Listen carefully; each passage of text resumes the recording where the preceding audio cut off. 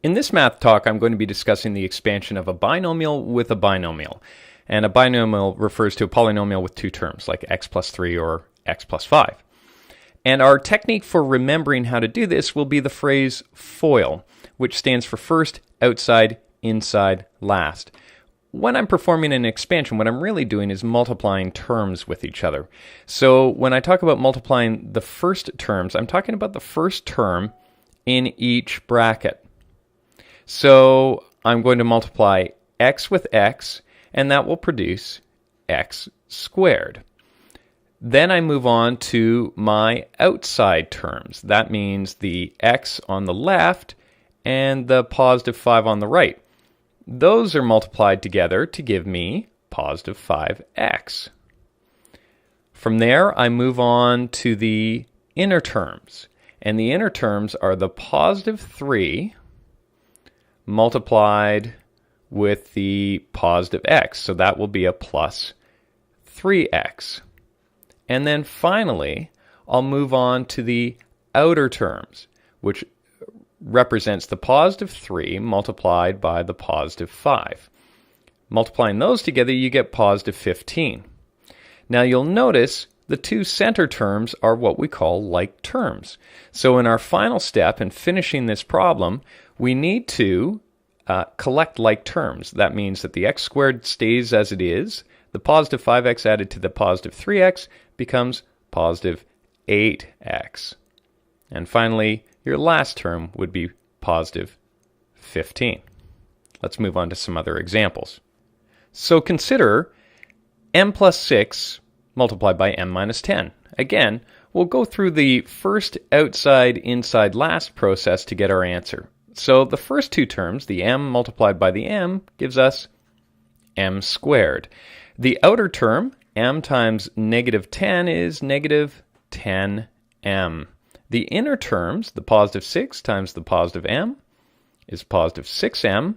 And finally, the last terms, positive 6 times negative 10, gives us negative 60. Once again, the two middle terms are like, and so it simplifies to be m squared minus 4m minus 60.